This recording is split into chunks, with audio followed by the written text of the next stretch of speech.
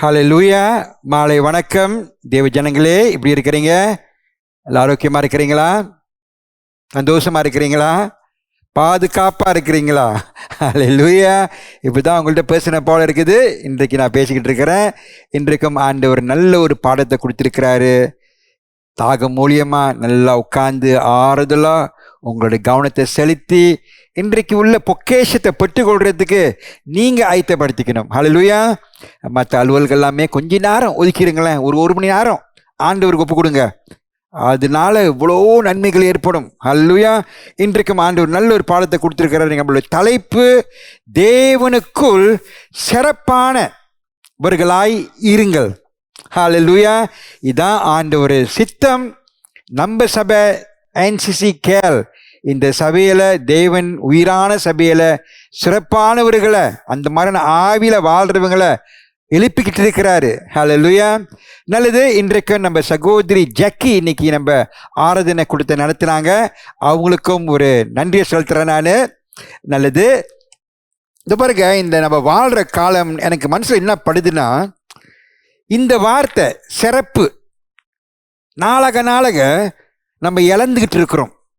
அதெல்லாம் நீங்கள் கவனித்து பார்த்தீங்கன்னா, இந்த மாதிரி சிறப்பாக விரும்பி செய்கிறவங்க ரொம்ப குறைவு. இப்போ எல்லா வகையிலையும், ஆவிக்குரிய வாழ்க்கையில் மட்டும் இல்லை, எல்லா வகையிலையும் அந்த மாற்றத்தை நான் காண முடியுது.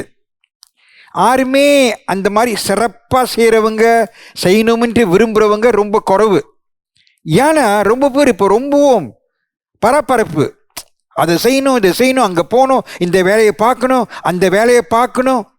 அவங்களுக்கு நேரமே இல்லை. ஆங்கிலத்தில் பிஸி ரொம்ப ஜாஸ்தியாக அது இதையும் செய்கிறதுனால ஒரு விஷயத்தில் பூர்ண அந்த சிறப்பாக செய்யணும்ன்ட்டு அந்த நுணுக்கத்தை இழந்துட்டாங்க. ஏன்னா அந்த காலத்தில் நம்ம வாழ்ந்துட்டு இருக்கிறோம்.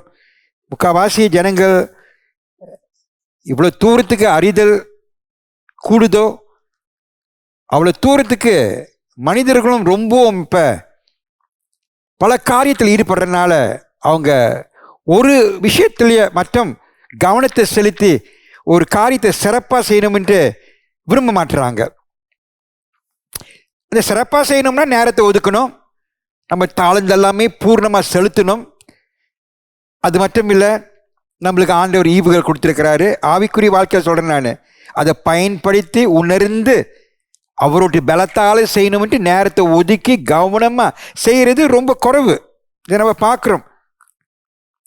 நம்ம சபையில் நம்ம தேர்ந்தெடுத்தவர்கள், நான் சபையை பற்றி பேசும்போது ஆங்கில சபையும் தமிழ் சபையும் ஒரு சபை தான், நம்ம ஒரு குடும்பம். ஏன்னா மொழி மாற்றம் தான், மற்றபடியில் நம்ம எல்லாமே ஒரு குடும்பம் தான் இந்த சபையில்.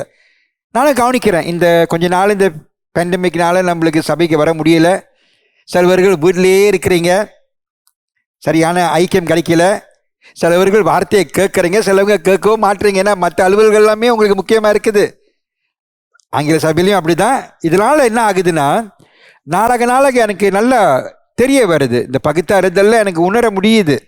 சிலவர்கள் இந்த மாதிரியான சிறப்பாக செஞ்சவங்க ஒரு காரியத்தை இப்போ கொஞ்சம் குறைஞ்சி போச்சு, கம்மியாக இருக்குது. ஹல்லேலூயா.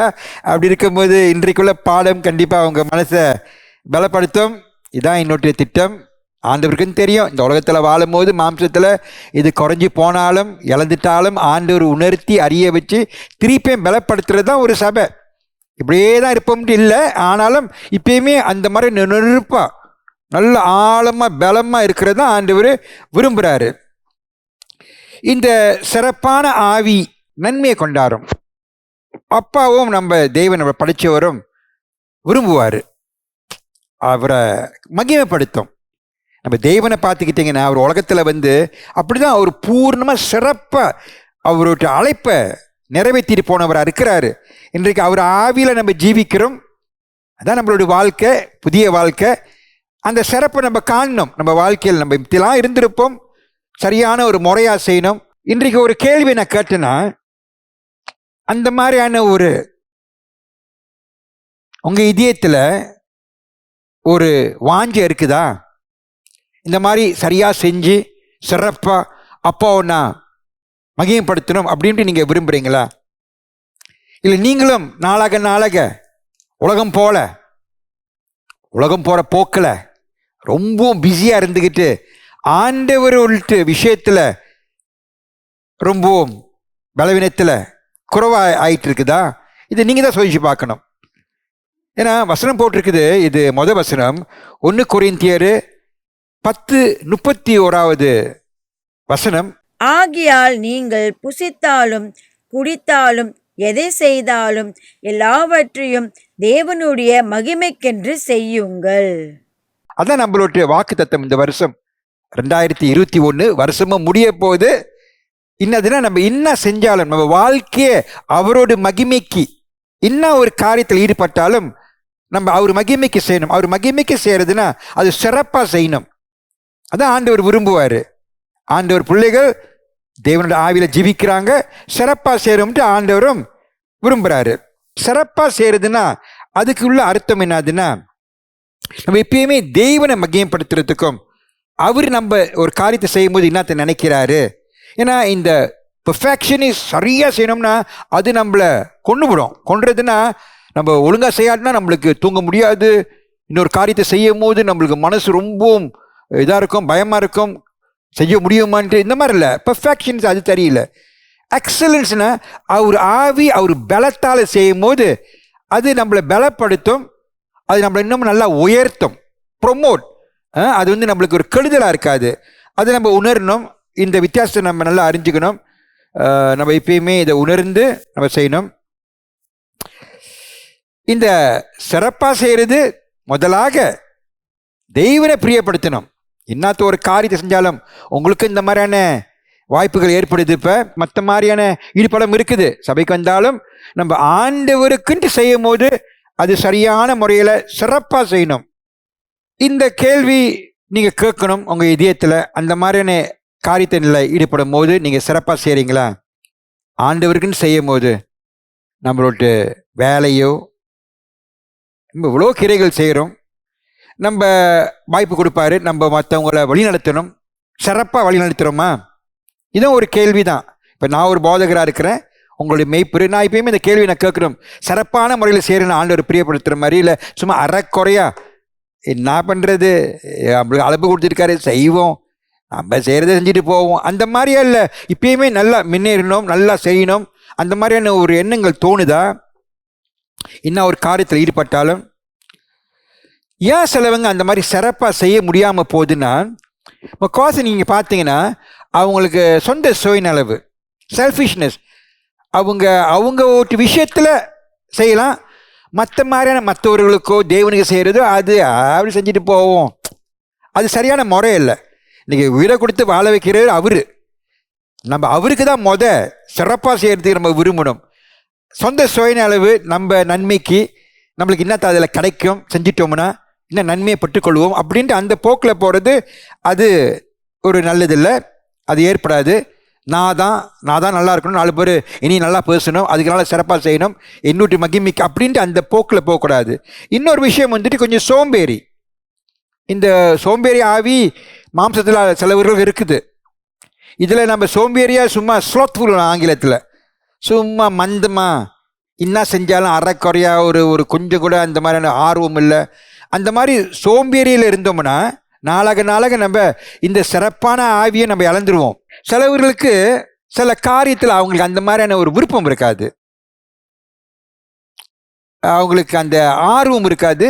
அவங்க சொல்லுவாங்க இதெல்லாம் என்னது, இதை செஞ்சுக்கிட்டு இதெல்லாம் என்ன இருக்குது, அந்த விருப்பம் இருக்காது. அப்புறங்க அந்த விருப்பம் இல்லாமல் ஆண்டவர்களுக்கு இருக்கிறோம். எங்களுக்கு எப்பயுமே சொல்லுவேன், ரட்சிப்பாய் ஆண்டவர் நம்மளுக்கு உயர்த்த ஊழியத்தை கொடுத்துருக்கிறாரு. இப்பயுமே அந்த ரட்சிப்புலேயே வாழ்கிறதுக்கு ஊழியம் செய்யாமல் நீங்கள் பாருங்கள், கொஞ்ச நாளில் நீங்கள் அப்படியே விசுவாசத்தை இழந்துறதுக்கு வாய்ப்புகள் ஏற்படும். ஆண்டவர் கொடுத்தது இதுக்கு தான். அப்படி இருக்கும்போது அந்த ஆர்வத்தில் சிறப்பாக ஒரு காரியத்தில் செய்யும் போது நம்மளுக்கும் ஒரு திருப்தி ஏற்படும், ஆண்டவரையும் மகிமைப்படுத்தும். அந்த சிறப்பாக செஞ்சனால மற்றவர்களும் நன்மைகள் பெற்றுக்கொள்வாங்க. இன்னொரு காரியத்தை நம்ம என்ன பார்க்க போகிறோம்னா, நம்மளோட ஆராதனை, நம்மளோட அன்பு, நம்ம நேசிக்கிறோம் தேவனை, நம்மளோட ஊழியங்கள் இதெல்லாமே சிறப்பாக இருக்கணும். ஏன்னா நம்ம தேவன் ஒரு சிறப்பானவர், ஹல்லேலூயா, உயர்ந்தவர், அவர் மாதிரி யாருமே இல்லை. அந்த தெய்வனை நம்ம வணங்குறோம், ஆராதிக்கிறோம், துதிக்கிறோம், அவருக்கு நம்ம சேவை செய்கிறோம். அப்படி இருக்கும்போது அந்த சிறப்பான தெய்வன் ஒரு சிறப்பான சுயசத்தை கொடுத்து சிறப்பான முறையில் ரட்சிப்பு கொடுத்து வாழ வச்சுட்டு இருக்கிறாரு. அந்த சிறப்பான தேவனை இவ்வளோ தூரத்துக்கு நம்ம அறிகிறோமோ, இவ்வளோ ஒரு சிறப்பானவருன்ட்டு நீங்கள் பாருங்க, உங்கள் வாழ்க்கையிலையும் நீங்கள் உணர உணர இன்னும் ஒரு ஈடுபடலை நீங்கள் இறங்கினாலும் நீங்கள் சிறப்பாக செய்கிறதுக்கு தோணும் உங்களுக்கு. ஏன்னா நம்ம தேவன் ஒரு சிறப்பானவர். உதாரணத்துக்கு நீங்கள் பார்த்தீங்கன்னா, நம்ம சுயசேஷமே ஒரு சிறப்பானது, பூர்ணமானது. இன்னைக்கு நம்மளை மீட்டு இன்னைக்கு நம்மளுக்கு ஒரு புதிய வாழ்க்கையை அமைச்சு கொடுத்துருக்கு. ஒரு காலத்தில் நம்ம இன்னமும் நம்பிக்கை இருந்தோம், அதுவும் ஒரு வகையில் சொன்னாங்க, அது ஒரு நற்செய்தி, ஆண்டவர் சுயசேஷம்னாங்க. அது ஒரு சிறப்பானது இல்லை. ஏன்னா நம்மளுக்கு ஒரு விடுதலை பட்டுக்கொள்ள முடியல, நிம்மதியில் நம்ம வாழ முடியல, சமாதானம் ஏற்படலை. இன்றைக்கு மாதிரி நம்மளுக்கு இந்த உறுதி இல்லை, ஆவியினரும் இல்லை, வல்லமையும் இல்லை. சும்மா ஒரு மதம் போல வாழ்ந்துக்கிட்டு இருந்தோம், ஒரு கிறிஸ்தவ வாழ்க்கை. நம்மளுக்கு நல்லா தெரிஞ்சிச்சு, சுற்றி இருக்கிறவங்களாம் அப்படி தான் வாழ்ந்தாங்க, நம்ம அது அப்படி தான் போலுக்குன்னு நம்மளும் அப்படியே காலத்தை ஓட்டிக்கிட்டு இருந்தோம். நீங்கள் நம்மளுக்கு எல்லாம் தெளிவாக தெரியுது, ஜலம் ரத்தம் ஆவி இந்த 3 சாட்சிகள் தேவன் சிறப்பாக செஞ்சுட்டு போயிருக்கிறாரு. இன்றைக்கு நம்மளுக்கு சிறப்பாக ரட்சிப்பு கொடுத்து நம்மளுக்கு ஒரு நித்திய ஜீவனை கொடுத்து ஒரு விடுதலையில் வாழ்கிறதுக்கும் அவருக்குன்று வாழ்கிறதுக்கும் ஏற்படுத்தி இருக்கிறாரு. இதை நீங்கள் உணரணும். நாளாக நாளாக நீங்கள் பாருங்கள், உங்கள் வாழ்க்கை நல்லா இனிமையாக இருக்கும், பூர்ணமாக இருக்கும், திருப்தியை கொண்டாடும் உங்கள் வாழ்க்கையில்.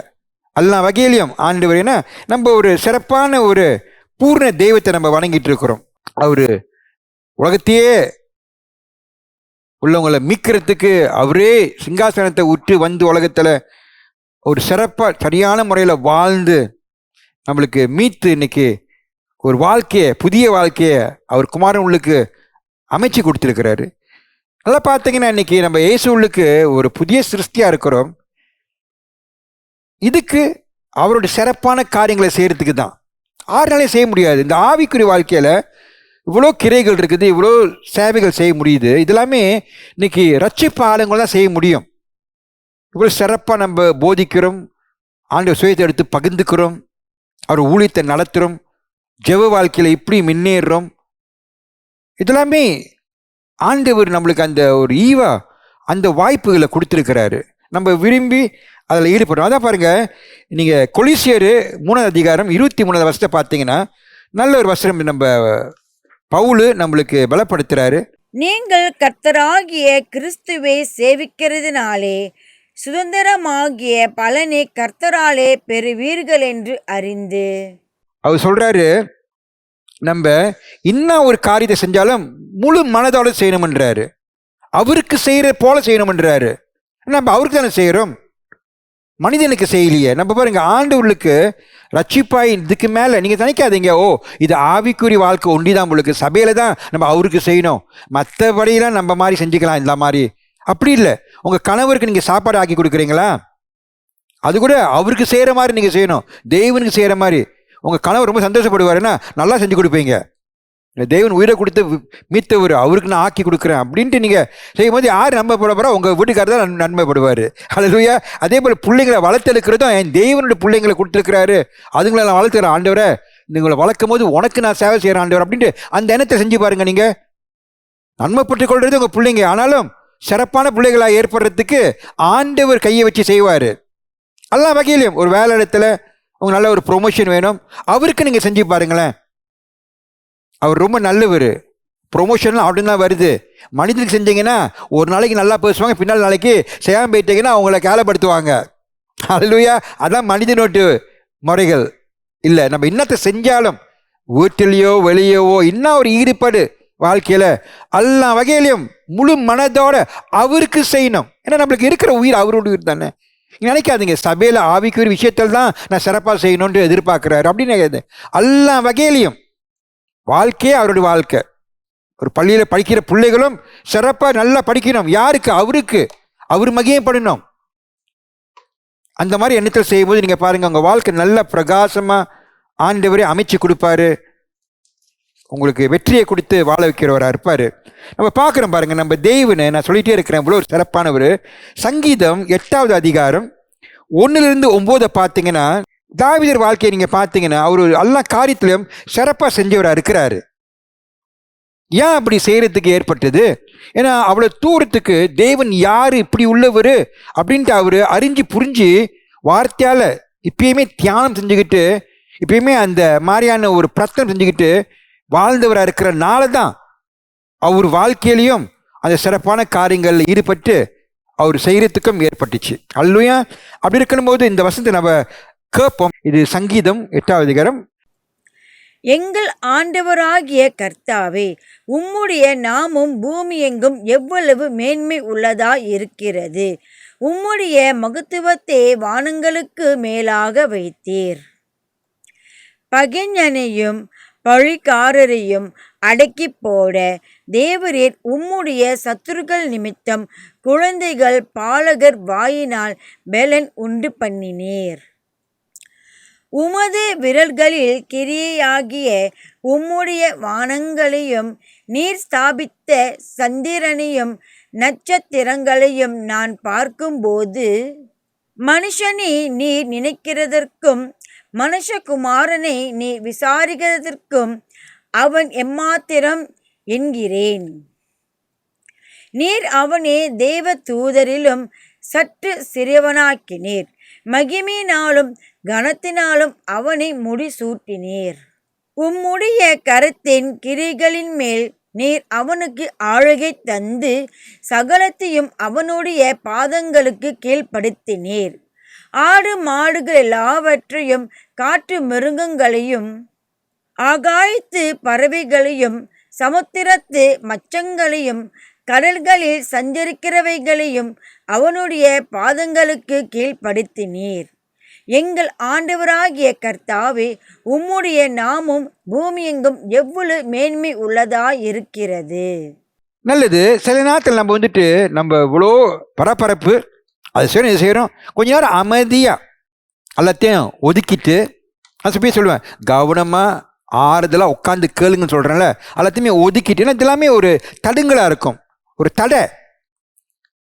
தாவீதர் வாழ்க்கையை பார்த்தீங்கன்னா அந்த காலத்தில் அவங்களுக்கு இப்போ உள்ள வாழ்க்கை மாதிரி இல்லை. ரொம்ப நேரம் இருக்கும். அவர் சும்மா ஆடை மேய்க்கிறவர் தானே.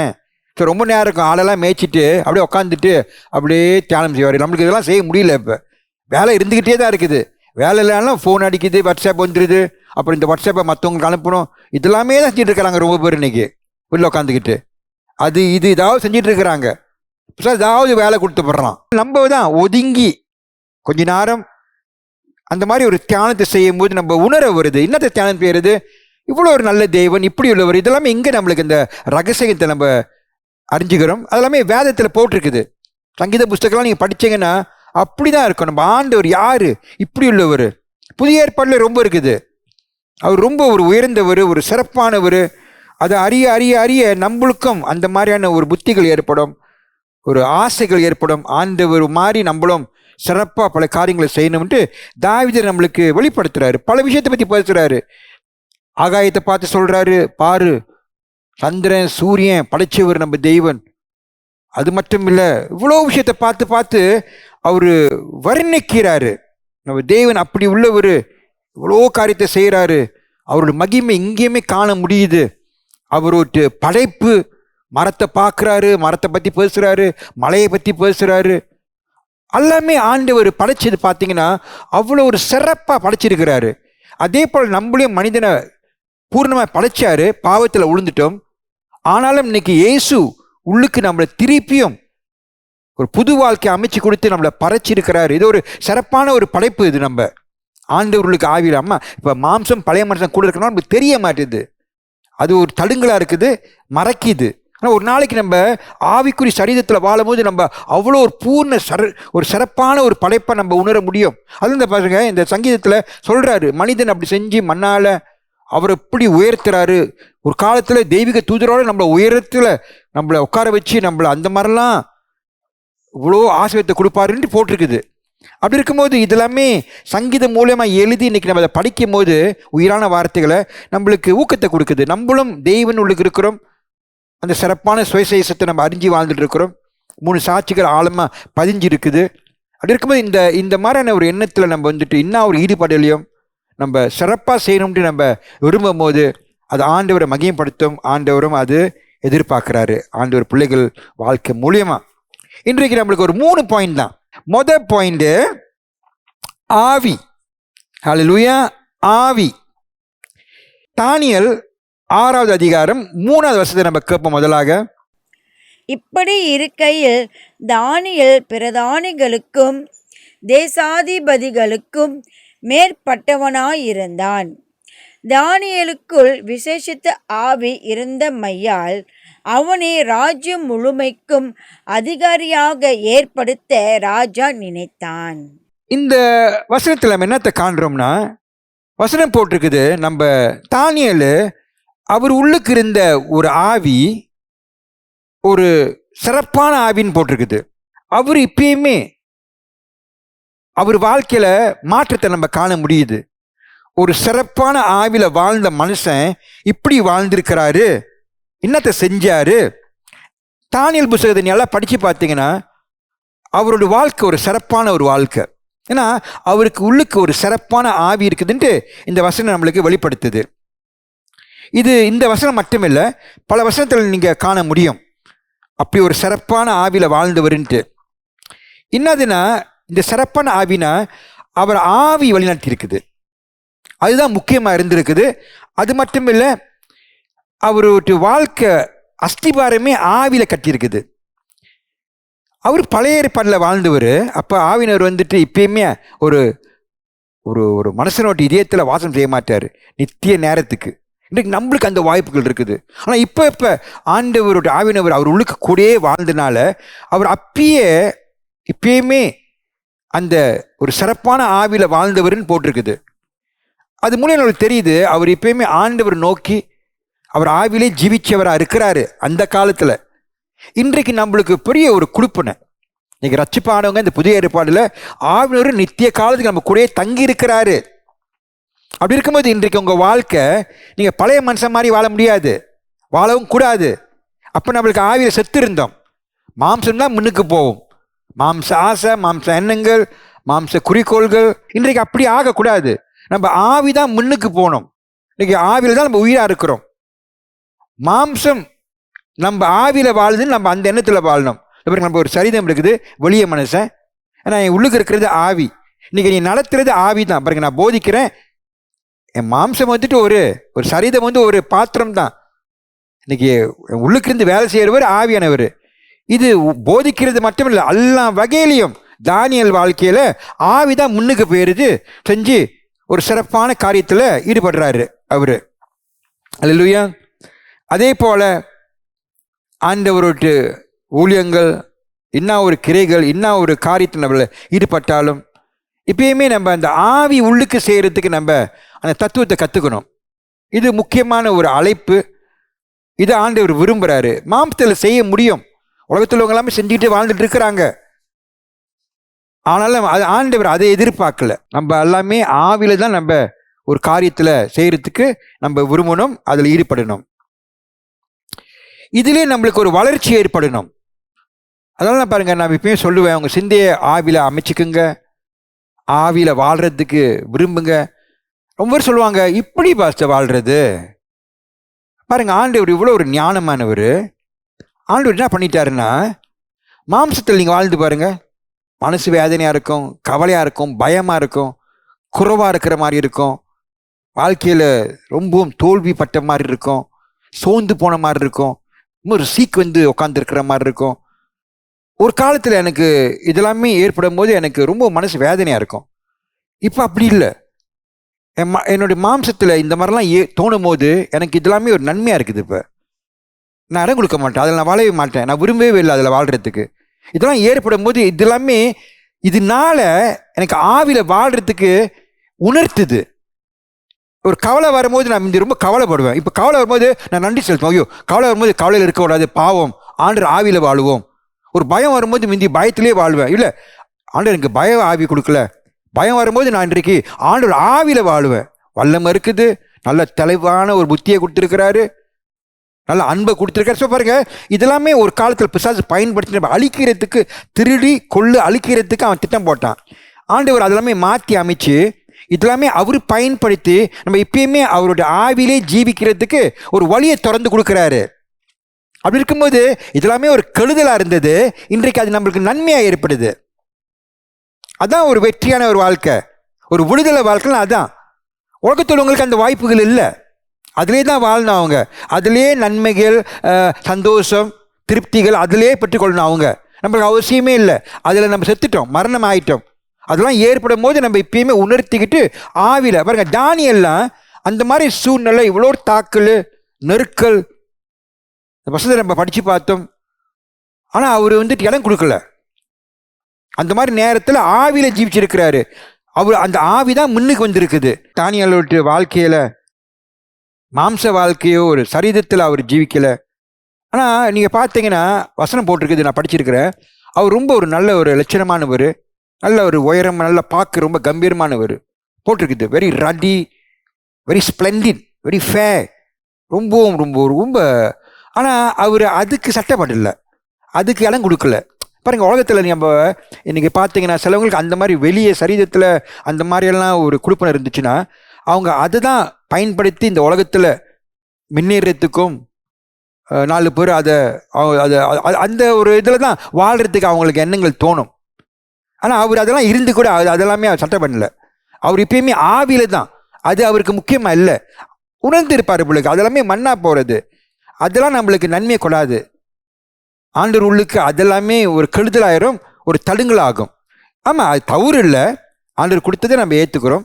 ஆனால் நம்மளுக்கு இப்பயுமே ஆவியில் அதான் நம்மளை வழி நடத்தணும். நம்ம வாழ்க்கை அதுதான் வந்துட்டு ஒரு பாதையை திறந்து கொடுத்து அது உள்ளுக்கு வாழ்கிறதுக்கு ஆங்கிலத்தில் டொமினேட், கண்ட்ரோல். அது ஆவியில் தான் நம்மளுக்கு அந்த மாதிரி விருப்பங்கள் ஏற்படணும். இது நம்ம தான் நம்ம சிந்தையை சரியான முறையில் அமைச்சுக்கிட்டு உணர்ந்து வாழ்கிறதுக்கு விரும்பணும். அப்படி இருக்கும்போது நம்ம தானியேல் வந்துட்டு ஆவிக்குரிய வாழ்க்கையில தான், அங்கே தான் எல்லாமே அமைஞ்சிருக்குது. அவர் சுற்றி வாழ்க்கையில் என்ன நடக்குதோ எல்லாமே ஆவியிலிருந்து தான் ஏற்பட்டிருக்குது. இதெல்லாமே ஒரு தெய்வீக வாழ்க்கை போல. நீங்கள் பார்த்தீங்கன்னா நம்ம தெய்வனோட்டு வாழ்க்கையும் உலகத்தில் வந்து வாழ்ந்து காமிச்சிருக்கிறார் நம்மளுக்கு. நம்ம அவரை கண்ணால் பார்க்கல, ஆனால் வசனத்தில் படிக்கும்போது இந்த உயிரான வார்த்தைகள் உணர்த்துது. அவரோட வாழ்க்கை பாருங்களேன், எப்படி உள்ள வாழ்க்கை. ஆவியில் தான். அப்பா சொல்கிறத செய்வேன், அப்பா செய்கிறத செய்வேன். இப்பயுமே அவர் சிந்த ஆவிலேயே அமைச்சுக்கிட்டு வாழ்ந்தவர் இருக்கிறாரு நம்ம தெய்வன். அதனால பாருங்க, அவர் செஞ்ச கிரைகள் இன்றைக்கும் நம்மளுக்கு நன்மைகளை கொண்டாடுது. அதே போல் தான் சிஷ்யர்களும் வாழ்ந்தாங்க. அது வந்து அங்கே சொல்லுவாங்க ஒரு பேட்டர்ன், ஒரு ஒரு ஒரு ஒரு ஒருத்தவங்களை நம்ம பின்பற்றுறது, அந்த சமத்திலேயே வாழ்கிறது. அது இவ்வளோ நன்மைகளை கொண்டாடுது. அதே போல் தானியேல் அந்த காலத்தில் வாழ்ந்துருக்கிறாரு. அவர் உணர்றாரு அவரோட வாழ்க்கையே தேவனுக்கு தான் இருக்குது. அந்த உறவை நல்லா பலப்படுத்திக்கிட்டு அந்த ஒரு மதிப்பில், ஆண்டவரோட மதிப்பு உயர்ந்ததில் வாழ்ந்திருக்கிறாரு. நம்ம பார்ப்போம் பாருங்கள், சில வாழ்க்கை, அவரோட வாழ்க்கை முறைகள் நம்ம படிக்கும் போது என்னத்தை நம்ம உணர்றோம்னா ஒரு 4 காரியத்தை நான் பார்க்குறேன். இந்த மாதிரி பாருங்கள், ஒரு ஆவி உள்ளுக்கு அந்த சிறப்பான ஆவியில் ஜீவிச்சவங்க, வாழ்ந்தவங்க வாழ்க்கை. அவர் தானியேல் மட்டும் இல்லை, புதிய ஏற்பாடுலையும் பல பேர் நம்ம பார்க்குறோம். உதாரணத்துக்கு நம்ம பேதுரு, நம்ம பவுல், யாக்கோப்பு, இவங்களாமே பார்க்கும்போது என்ன பார்க்குறோம்னா அவங்களுக்கு நீங்கள் பாருங்கள் நல்லா உணர்வீங்க. அவங்களுக்கு எல்லாத்துக்குமே நல்ல ஒரு குறிக்கோள் இருந்துச்சு. ஒரு ஒரு சிறப்பான ஆவியில் ஜீவிக்கிறவங்க, நம்ம ஆவியை பற்றி பேசுகிறோம். பாயிண்ட் நம்பர் 1, சிறப்பான ஆவியில் ஜீவிக்கிறவங்களுக்கு நல்ல குறிக்கோள் இருக்கும். இந்த குறிக்கோள் தேவன் கொடுக்குறாரு. நம்ம ஒரு காலத்தில் வாழ்ந்தோம், மாம்சத்தில் குறிக்கோள் இல்லாமல் வாழ்ந்தோம். அவன் சில குறிக்கோள் இருந்துச்சு. சம்பாதிக்கணும், ஊட வாங்கணும், பிள்ளைங்களை கல்யாணம் பண்ணி கொடுக்கணும், பேர பிள்ளைங்களை பெற்றுக்கொள்ளணும், அதெல்லாம் ஒரு குறிக்கோளாக இருந்துச்சு. இதெல்லாமே உலகத்தோடு அழிஞ்சு போயிடும். மண்ணா வந்தது மண்ணா போயிடும். இன்றைக்கு நம்மளுக்கு ஆவிக்குரிய வாழ்க்கையில் குறிக்கோள்கள் இருக்குது. இதெல்லாமே நீதிக்கிறது இப்பயுமே இருக்கிறது. அப்படி இருக்கும்போது இவங்க வாழ்க்கையில் பார்க்கும்போது தானியேல் வாழ்க்கையில் ஒரு குறிக்கோளாக வாழ்ந்துருக்கிறாரு. அந்த குறிக்கோள் இருக்கிறனால என்ன ஏற்பட்டதுன்னா அவர் ஒரு ஜெப வாழ்க்கையில் வாழ்ந்தவளாக இருக்கிறாரு. இன்னும் ஒரு விஷயத்தை நீ பாருங்கள், இந்த வசனத்தில் கூட பல வசனத்தில் நீங்கள் பார்ப்பீங்க. இன்னும் அவர் உணர்றாரு ஆண்டவர் இல்லாத ஒரு வாழ்க்கை, ஒரு பலவீனமான ஒரு வாழ்க்கை, ஒரு குறவல்ல ஒரு வாழ்க்கை. இப்பயுமே ஆண்டவர் நம்பி எதிர்பார்த்துக்கிட்டு வாழ்ந்தவராக இருக்கிறாரு. உங்களுக்கு ஒரு ஆண்டவர் உள்ளுக்கு அவரோட குறிக்கோள் நீங்கள் வாழ தோங்குனீங்கன்னா நீங்கள் பாருங்கள், நீங்கள் உணர வரும் அந்த குறிக்கோளை நிறைவேற்றுறதுக்கு உங்கள் பலத்தால் முடியாது. அதனால நீங்கள் ஜெபம் பண்ணுவீங்க, இப்பயுமே ஆண்டவர் எதிர்பார்ப்பீங்க. ஒரு குறிக்கோள் இருக்கிறவங்க வாழ்க்கையில் நீங்கள் பாருங்கள், ஜெப வாழ்க்கையும் கூட்டிகிட்டே போகும். உதாரணத்துக்கு ஒரு அழைப்பு, உங்கள் வாழ்க்கையில் ஒரு காரியத்தில் ஈடுபடுறீங்க, ஒரு காரியத்தை செய்கிறீங்க, ஆண்டவர் குறிக்கோளை நிறைவேற்றுறதுக்கு நீங்கள் பாருங்கள், உங்களுக்கு நல்லா தெரிய வரும், என்னால் செய்ய முடியாது, சரியாக செய்ய முடியாது, சிறப்பாக ஆண்டவர் எதிர்பார்க்க அப்படின்னு ஒரு ஜெப வாழ்க்கையுமே கூடயே ஒட்டிக்கிட்டே வந்துடும். அது அப்படி பார்க்கும்போது தானியல் வாழ்க்கையில் ஜெப வாழ்க்கை இருந்திருக்குது. இதெல்லாமே சொந்த பொறுப்பு. அவருடைய குறிக்கோள் இருந்தனால அவர் ஒரு பொறுப்பாக இப்பயுமே அவர் உணர்றாரு. அவருடைய பலவீனங்கள், குறைகள் இதெல்லாமே உணர்ந்து அறிஞ்சு அவர் இப்பயுமே ஒரு ஜெப வாழ்க்கையில் ரொம்ப நல்லா பலமாக ஈடுபடுறாரு. இது நம்ம பார்க்குறோம் அவர் வாழ்க்கையில். அவருக்கு தெரியுது ஆண்டவர் இப்படி உள்ளவர், அளவு இல்லாத ஒரு அன்பு உள்ளவர், அவர்கிட்ட அளவில்லாத வல்லமை இருக்குது, அறிஞ்சவர் அப்படின்ட்டு அவரை நம்பி வாழ்கிறதுக்கு ஏற்படுது. இப்பயுமே எதிர்பார்க்குறாரு ஆண்டவர் அதை கொடுப்பாரு, அதை செய்வாருன்ட்டு. ஏன்னா ஒரு குறிக்கோளாக இருக்கிறவங்களுக்கு இது ஏற்படும். யாருக்கு குறிக்கோள் ஏற்படும்? ஒரு சிறப்பான ஆவி இருக்கிறவங்களுக்கு. இந்த பாடம் என்னது? தேவனுக்குள் சிறப்பாக உள்ளவர்களாக இருங்கள். இப்படி இருக்கிறது அந்த ஆவியில ஜீவிக்கணும். அந்த ஆவியில ஜீவிக்கும் போது உங்களுக்கு நல்ல ஒரு குறிக்கோள் ஏற்படும். அந்த குறிக்கோள்லேயே நீங்கள் வாழும் போது என்ன ஆகுது? உங்களுக்கு ஜெப வாழ்க்கை. ஒரு உதாரணத்துக்கு குறிக்கோள்னா, இப்போ என்னைய கேட்டுக்கிட்டே எனக்கு குறிக்கோள் சபை நல்லா பலப்படணும், வளரணும், இன்னமும் நல்லா ஆத்மாக்களை ஆயத்தப்படுத்தணும். உங்களுக்கு குறிக்கோள் உங்கள் பிள்ளைகளை வளர்த்தெடுக்கணும், ஆண்டவர்களுக்கு நல்லா பலமாக இருக்கணும். உங்கள் குறிக்கோள் தான் இருக்கணும். அதுங்களுக்கு நல்லா ஒரு வழியை காமிக்கணும். இந்த குறிக்கோள் வாழ்ந்து பாருங்க, நீங்கள் எதிர்பார்ப்பீங்க உங்களால் முடியாது, செய்ய முடியல ஆண்டவரை. என்ன ஆகும்? ஆண்டவர் நோக்கி பார்ப்பீங்க ஜெப வாழ்க்கையில். ஏன்னா அவர் உங்களுக்கு தெரிய வந்துடும், அவர் தான் செய்ய முடியும், அவர் நம்பி வாழுவோம். உங்கள் பிள்ளைங்களை அவர்கிட்ட ஒப்பு கொடுப்பீங்க. ஆண்டவரை நீ கைவை, ஆண்டவரை நீ மாற்றி அமைய, ஆண்டவரை நீ வழியை காமி, ஆண்டவர் அப்படின்ட்டு ஜெபமும் கூடயே வரும். இதெல்லாமே ஒரு பொறுப்பு. ஒரு ஆவி, சிறப்பான ஆவி இருக்கிறவங்களுக்கு இந்த பொறுப்பு கூடயே வரும். இதனால நம்ம பாருங்க, தானியல் வாழ்க்கையில் நான் பார்த்தேன், நான் படிச்சுட்டு வரும்போது என்ன ஆகுதுன்னா, அவருடைய பார்வைகள் பாருங்க. ஒரு மனிதனாக இருக்கும்போது இந்த உலகத்தில் வாழும்போது, ஒரு காலத்தில் எனக்கு உலகத்தை பார்க்கும்போது எனக்கு வேற பார்வை, நான் வேற மாதிரி அறிஞ்சு வாழ்ந்துக்கிருந்தேன். இப்போ எனக்கு நல்லா தெளிவாக தெரியுது உலகம்னா என்னது, இதுக்கு வாழ்கிறோம், ஏன் வாழ்கிறோம், இங்கே போகிறவங்க இருந்து ஏன் அங்கே இருக்கிறேன், இன்னும் ஆகிட்டு இருக்குது. இந்த நேரம் இந்த ஞாயிற்றுக்கிழமை கேட்ட செய்திகள், அந்த இசாக்கா புத்திரர்கள் அவர்கள் பாருங்கள், அவங்களுக்கு வந்துட்டு இப்பயுமே அந்த மாதிரியான யோசனைகள், காலங்காலம் அவங்களுக்கு அந்த யோசனை தெரியுது, பகுத்தறிதல். இந்த காலத்தில் வாழ்ந்துட்டு இருக்கிறோம், ஏன் வாழ்கிறோம், இதுக்கு வாழ்கிறோம், ஆண்டு என்னத்தை செய்கிறாரு, இதெல்லாமே நீங்கள் பாருங்கள். நீங்கள் நல்லா குறிக்கோள், உங்களுக்கு நல்ல ஜெப வாழ்க்கை நல்லா நீங்கள் கட்டிக்கிட்டீங்கன்னா, ஏன்னா உங்களுக்கு ஒரு சிறப்பான ஆவியில் நீங்கள் ஜீவிக்கிறதுனால உங்களுக்கு பார்வைகளும் மாறும். நீங்கள் நல்லா உணர வந்துடுவீங்க, அறியும் உங்களுக்கு. இது முக்கியம். ஏன்னா இந்த கடைசி காலத்தில் வாழ்ந்துட்டு இருக்கிறோம். உங்கள் பார்வைகள், இது செய்கிறது, இது செய்யக்கூடாது, நல்ல கருத்துகள், நல்ல ஒரு பகுத்தறிதல், ஆழமாக உங்களுக்கு வார்த்தையை புரிய வரும். ஆண்டு சித்தத்தை அறிஞ்சு வாழ்வீங்க. உங்களுக்கும் ஆவியினருக்கும் நல்ல உறவு வேலைப்படும். உங்களுக்கு நல்ல அந்த ஆவியினர் செய்கிற கிரைகள் நல்ல உணர தோங்கும். வார்த்தையை படிக்கும்போது தெளிவாக புரியறதுக்கு வரும். ஆமாம், நீங்கள் வார்த்தையை படிக்கும்போது உங்களால் தெளிவாக ஆண்டு உங்கள்கிட்ட என்னமோ டைரக்டாக பேசுகிற மாதிரியே இருக்கும்.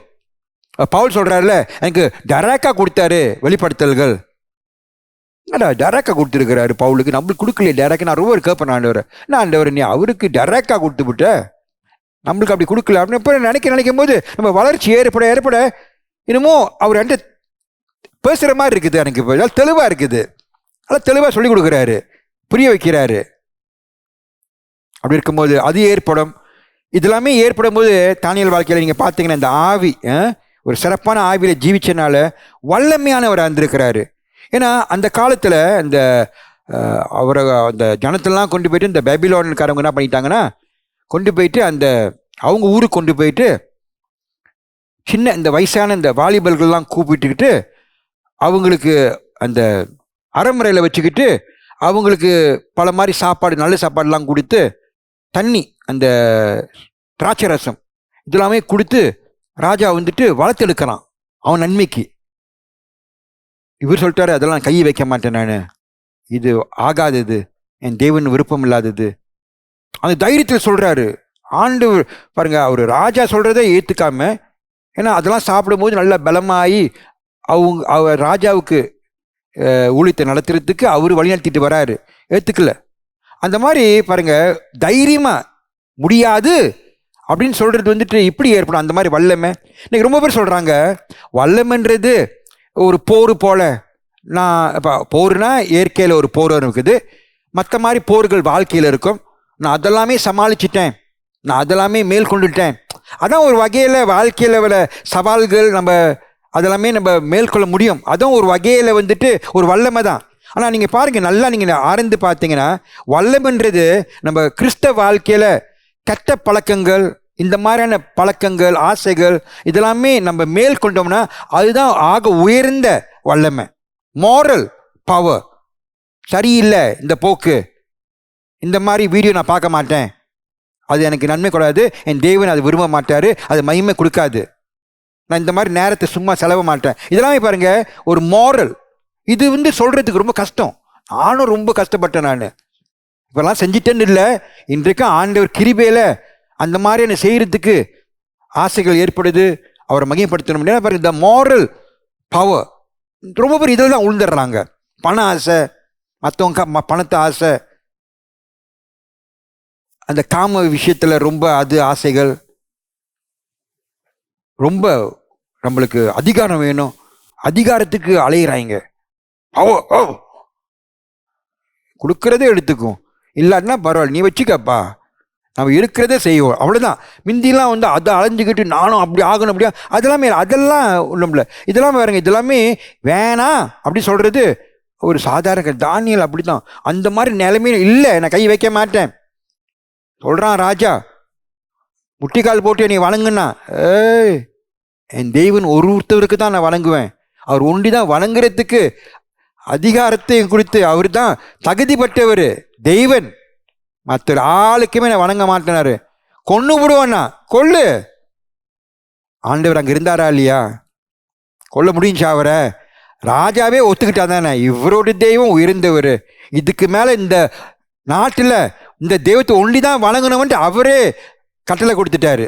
தானியேல் நின்று அந்த வல்லமையில முடியாது அப்படின்னு சொன்னவராக இருக்கிறாரு. அப்படி இருக்கும்போது இந்த சிறப்பான ஆவியில் வாழும் போது அந்த மாதிரி வல்லமைகளும் ஏற்படும். நம்ம இந்த உலகத்தில் வாழும் போது ஆண்டவரை மகிமைப்படுத்த முடியும். இதெல்லாமே புகழுக்கோ பெருமைக்கு சொல்ல வரல நான், இதெல்லாமே ஆண்டவர் கொடுக்குற கிருபை. அல்லேலூயா. அவர் கிருபையில் நம்ம அவருக்குன்ட்டு வாழ முடியும். 2வது பாயிண்ட், அழைப்பு. 1 கொரிந்தியர் 9 அதிகாரம் 24 25 நம்ம பார்ப்போம். பந்தய சாலையிலே ஓடுகிறவர்கள் எல்லாரும் ஓடுவார்கள், ஆகிலும் ஒருவனே பந்தயத்தை பெறுவான் என்று அறியீர்களா?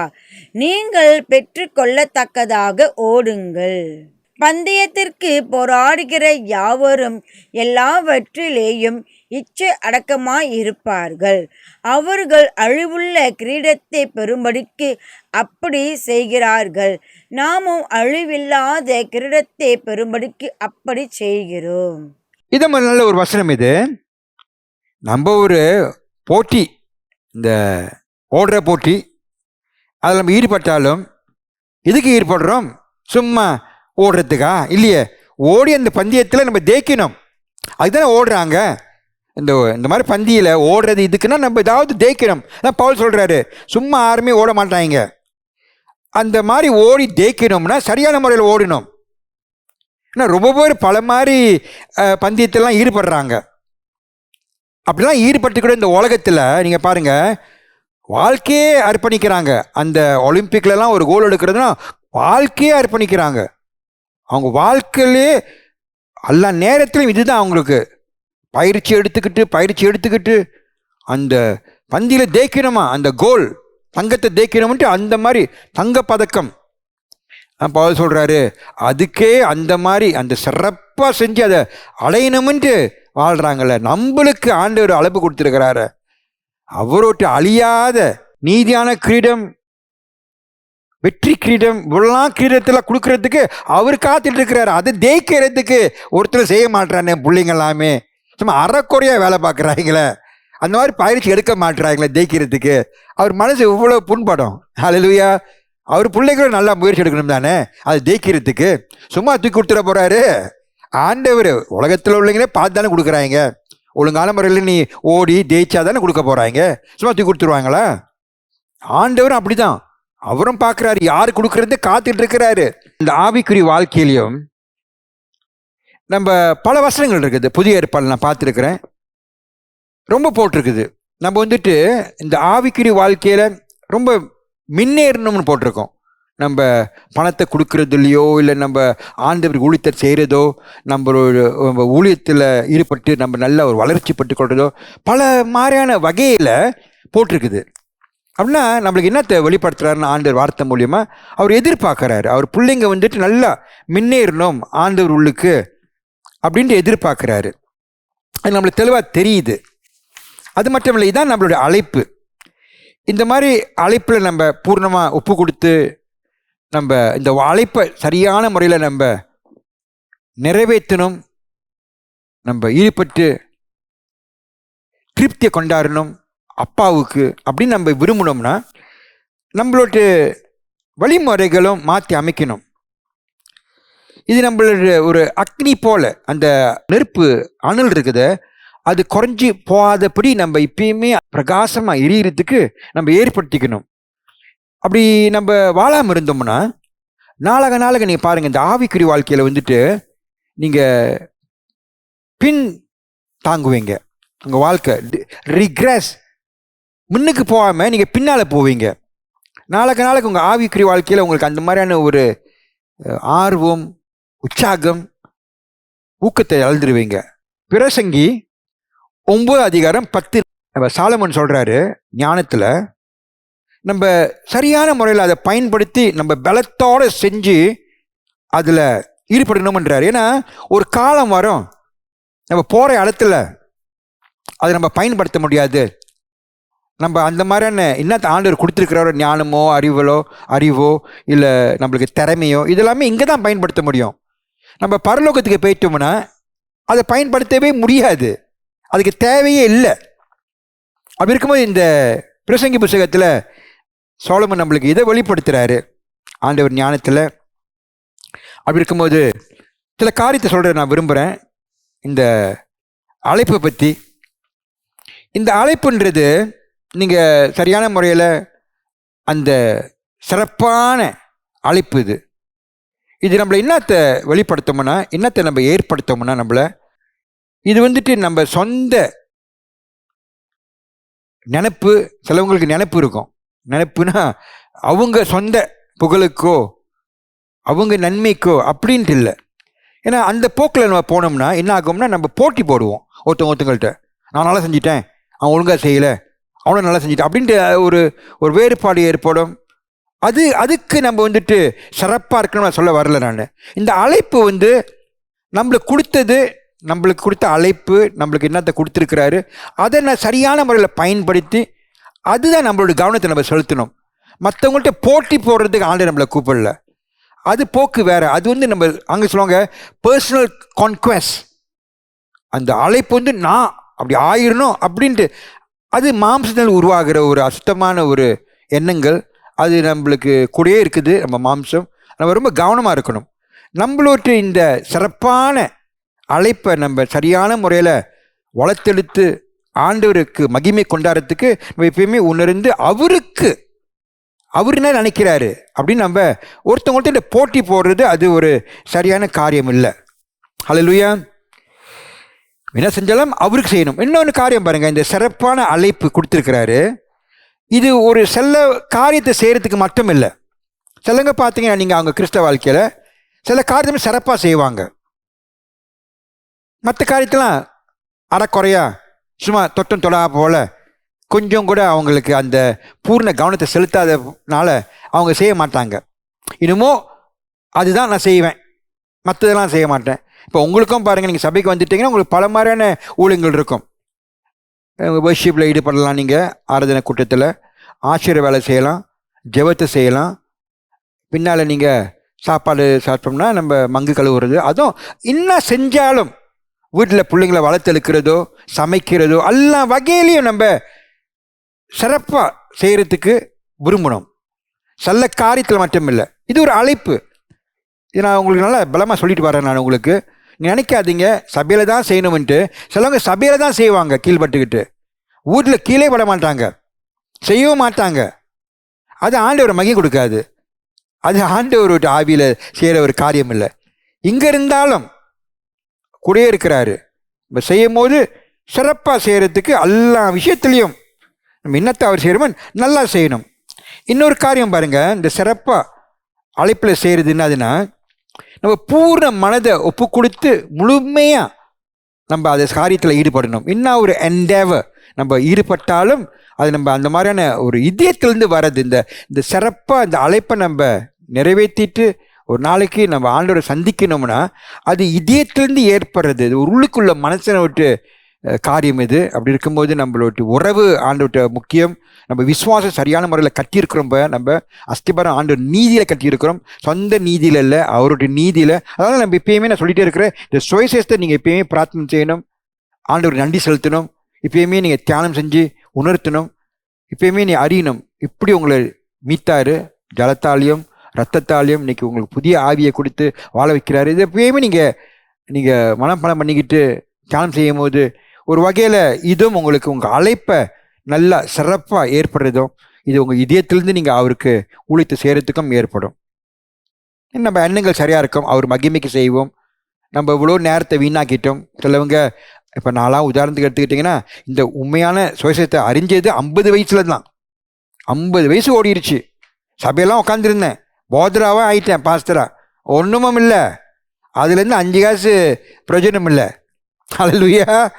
ஆனால் 50 வயசில் தான் இன்றைக்கி எனக்கு இப்போ 60 வயசு ஆண்டவர் உயிரை கொடுத்தாருன்னா டிசம்பர் 10 வருஷம் தான் நான் உண்மையாக வாழ்ந்துட்டு இருக்கிறேன். அப்படி இருக்கும்போது இவ்வளோ நேரத்தை வீணாக்கிட்டேன். அதெல்லாமே நான் திருப்பி எடுக்கணும். சார் திருடிட்டான், ஆண்டவர் கொடுப்பாரு அந்த நேரத்தெல்லாம். அப்படி இருக்கும்போது நம்ம இந்த சிறப்பான அழைப்பில் வாழும் போது இன்னத்தை இழந்தோமோ எல்லாத்தையுமே நிரப்பி கொடுப்பாரு உண்மையான தெய்வன். அது மட்டும் இல்லை, வாய்ப்புகள் கொடுப்பாரு. அந்த வாய்ப்புகள்லாம் நம்ம இப்பயுமே இப்படி உலகத்துள்ள வாய்ப்புகளுக்கு அலையிறோமோ அதே போல் அதுவும் பெற்றுக்கொண்டு நம்ம ஆண்டவருக்கு செய்யணும். ஏன்னா நம்ம உணரணும், இதெல்லாமே நீடிக்கிற ஒரு பலன்கள் இருக்குது. ஒரு நாளைக்கு ஆண்டவர் உண்மையானவர் இவ்வளோ வாக்குத்தத்தங்கள் கொடுத்துருக்கிறாரு, அதெல்லாமே நம்ம வாழ்க்கையில் ஏற்படுறதுக்கு ஆக்குவார். ஹல்லேலூயா. 3வது வந்துட்டோம். 3வது சேவை. ஹல்லேலூயா. இதுக்கும் நல்ல ஒரு வசனத்தை கொடுத்துருக்கிறாரு. 1 தீமோத்தேயு 4வது அதிகாரம் 6-10 கேட்போம். இவைகளை நீ சகோதரருக்கு போதித்து வந்தால் விசுவாசத்திற்குரிய வார்த்தைகளிலும் நீர் அனுசரித்த நற்போதகத்திலும் தேறினவனாகி இயேசு கிறிஸ்துவுக்கு நல்ல ஊழியக்காரனாயிருப்பாய். சீர்கேடும் கிழவிகள் பேச்சுமாய் இருக்கிற கட்டுக்கதைகளுக்கு விலகி தேவ பக்திக்கேதுவாக முயற்சி பண்ணு. சரீர முயற்சி அற்ப பிரயோஜனம் உள்ளது. தேவ பக்தியானது இந்த ஜீவனுக்கும் இதற்கு பின்வரும் ஜீவனுக்கும் வாக்குத்தத்தம் உள்ளதாகியால் எல்லாவற்றிலும் பிரயோஜனம் உள்ளது. இந்த வார்த்தை உண்மையும் எல்லா அங்கீகரிப்புக்கும் பாத்திரமுமாயிருக்கிறது. இது நிமித்தம் பிரயாசப்படுகிறதும் நிந்தையும் அடைகிறோம்.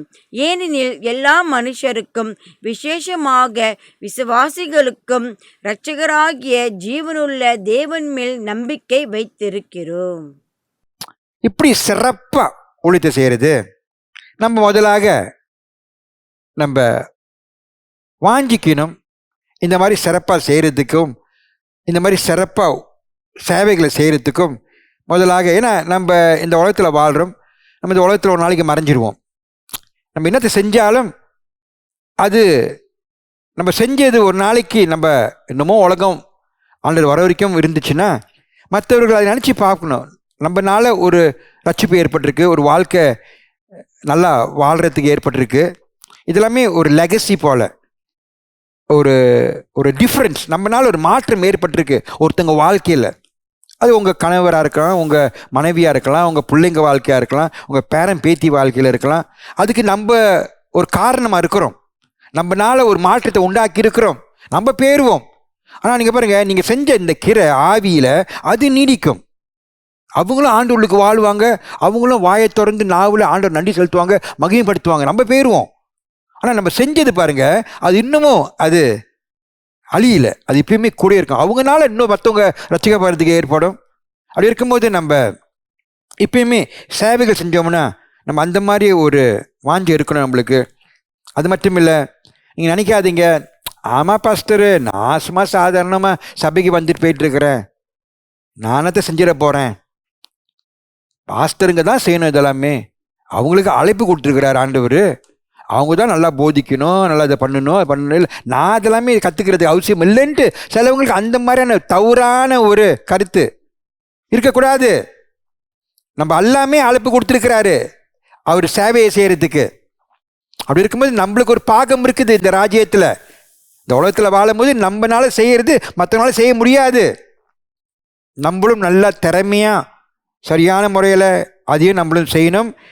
சிலவங்க சொல்லுவாங்க, எனக்கு வயசாச்சு, எனக்கு பேச தெரியாது, நான் சின்ன வயசு, எனக்கு நான் இப்போ இன்னும் தான் பள்ளியில் படிச்சுட்டு இருக்கிறேன் அப்படின்னு இல்லை. ஆண்டவர் இன்னும் ஒரு நம்ம ஒரு நிலைமையில் இருந்தோமும் நம்ம இன்னும் ஒரு சொல்லுவாங்க ஸ்டேஷன் ஆஃப் லைஃப், அதெல்லாமே நம்ம ஏற்றுக்கிட்டு அந்த அழைப்பில் நம்ம சரியான முறையில் நம்ம சேவைகளை செய்யணும்.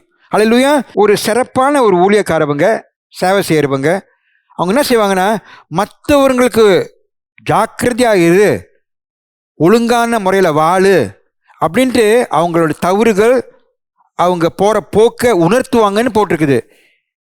இந்த மாதிரி நீ செஞ்சேன்னா நீ உண்மையாகவே ஆண்டவரோட்டு ஒரு ஊழியக்காரு அப்படின்ட்டு பவுல் தீமோத்தேயுவுக்கு சொல்கிறாரு. If you instruct the brethren, மற்றவங்க நீ சொல்லு. அப்படி இருக்கும்போது நீங்கள் பாருங்கள், இந்த அழைப்பு நம்ம சிறப்பாக செய்யணும்னா சில நேரத்தில் நம்ம சொல்லணும், மற்றவங்க போகிற போக்கு சரியில்லை, அவங்க நம்பிக்கை சரியில்லை, விசுவாசம் வந்துட்டு வேற போக்கில் போகுது, ஒரு கள்ள போதனையை நம்பிக்கிட்டு இருக்கிறாங்க, அந்த மாதிரி போதனை சரியில்லை, ரொம்ப பார்த்து சொல்ல மாட்டுறாங்க, பயப்படுறாங்க சொல்கிறதுக்கு, விட்டு போயிடுவாங்க, சேர்ச்சை விட்டு கோச்சிக்குவாங்க பாஸ்டர்கிட்ட, அன்பாக பழக மாட்டாங்க பாஸ்டர்கிட்ட, அதனால ரொம்ப கவனமாக பேசுகிறாங்க, அவங்கள புண்படுத்தக்கூடாது. ஆனால் வசனம் அப்படியே போட்டிருக்குது. பவுல் சொல்கிறார் தீமோத்தேயுக்கிட்ட, நீ சொல்லு, நீ உண்மையான ஒரு ஆண்டவருடைய ஊழியக்காரா இருந்தேன்னா உன் சேவை இதுதான். அவங்க ஏற்றுக்கிறாங்களோ இல்லையோ, அவங்கள விரும்புகிறாங்களோ, உன்னை கேவலப்படுத்துகிறாங்களோ, காரி துப்புறாங்களோ, நீ சொல்லு. பாருங்க, நம்ம சொல்லாமையே இருந்து நம்ம வாழ்க்கையை அப்படியே ஓட்டிக்கிட்டு இருந்தோம்னா ஊழியத்தில் ஒரு நாளைக்கு நம்ம மூலமா சொல்கிறதுக்கு ஒன்றுமே இருக்காது. நம்மளும் வாயை மூடிக்கிட்டு அப்படியே வாழ்ந்துட்டு தான் போகணும்.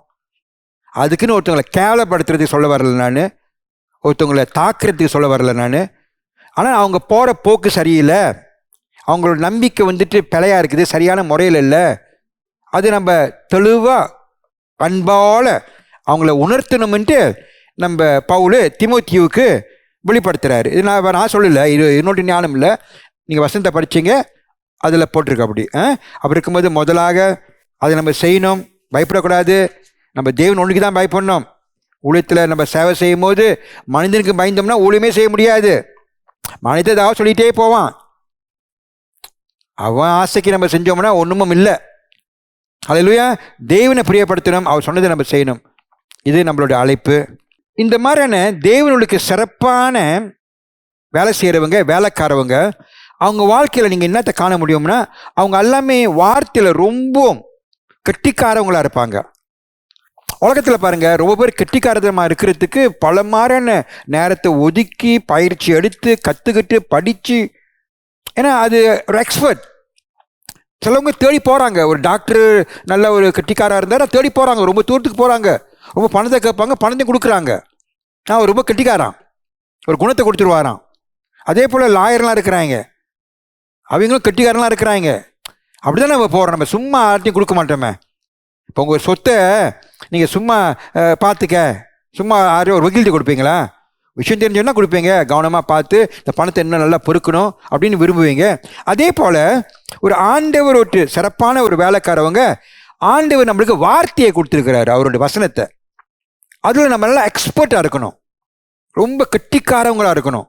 நான் சொல்லலை, போட்டிங்களா, போட்டிருக்குது, nourish in the words of the faith and of the good doctrine which you have carefully followed. அது நல்லா கரைச்சி குடின்றாரு.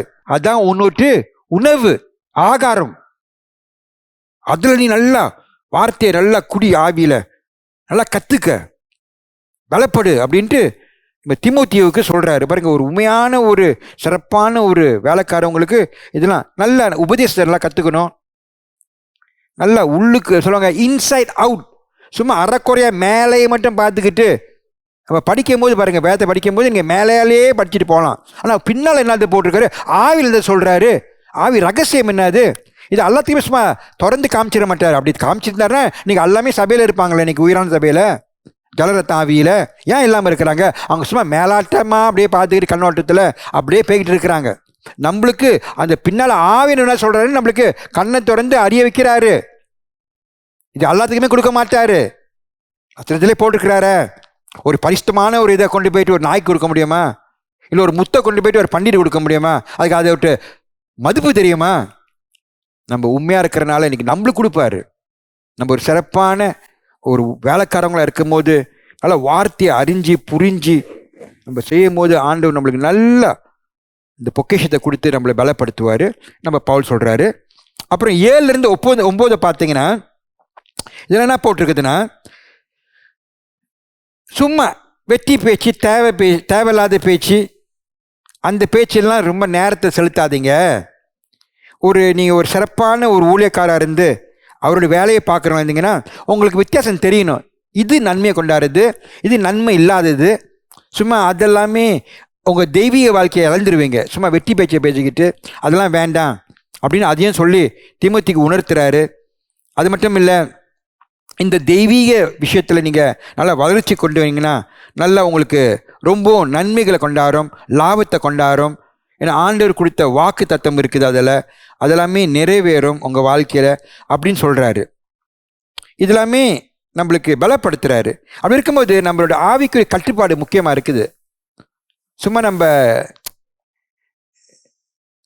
அலட்சியமாக அந்த மாதிரி நம்ம இருக்க முடியாது. நம்ம ஆவிக்குரிய வாழ்க்கையில் கட்டுப்பாடாக இருக்கும்போது நம்ம பாவத்திலேருந்து ஒதுங்கி வாழ முடியும். நம்மளுக்கு வித்தியாசம் தெரியும், நல்லது கெட்டது. அப்போ தான் நம்ம உண்மையாக ஆண்டவருக்கும் ஒரு சிறப்பான ஒரு வேலைக்காராக வாழ முடியும். இன்னொரு காரியத்தையும் பார்க்குறோம். இது 10வது வசனத்தில் போட்டிருக்குது, நல்லா உழைக்கணும்னு போட்டிருக்குது. இப்போ பாருங்க, இந்த ஆவிக்குறி வேலைக்காராக இருக்கும்போது ஒரு சிறப்பான வேலைக்காரர் உழைப்பு இருக்குது, அதுக்கு ஒரு வேலை இருக்குது. சும்மா இல்லை, உழைப்பு இருக்குது, உழைக்கணும். சும்மா உழைக்காம ஒன்றும் ஆகாது. லேபு பார்த்துக்க, லேபு அதில் ரொம்ப உபத்திரங்களும் இருக்குது. பவுல் வாழ்க்கையை பார்த்தீங்கன்னா, பேதுரு வாழ்க்கையில் இவ்வளோ அடிப்பட்டு கேவலப்பட்டு தூங்குறதுக்கு இடம் இல்லை, சாப்பாடு குறைவு. அந்த மாதிரி வாழ்க்கையில் ஆண்டவர் என்ன கை விட்டுட்டார் அவங்கள? இல்லையே, ஆண்டவர் இடம் கொடுத்தாரு. ஏன்னா அவரை நம்பி வாழ்கிறதுக்கு அதெல்லாமே ஏற்பட்டுச்சு அவங்க வாழ்க்கையில். அப்போ தான் அவங்களாமே, ஏன்னா அவங்க ஆவியானவர்களுக்கு வேலை செய்யணும். அந்த வேலைகளை இருக்கும்போது அந்த ஆண்டவரே எதிர்பார்த்துக்கிட்டே வாழும் போது தான் ஆண்டவர் அவங்கள பயன்படுத்த முடியும். அதனால் இவ்வளோ அவங்களுக்கு குறைகள் இருந்தது வாழ்க்கையில். அது அவங்கள கொஞ்சம் கூட அவங்கள மனசை மாற்றலை, உண்மையாக இருந்திருக்கிறாங்க. ஆண்டோட சிறப்பான ஒரு வேலைக்காரவங்களா.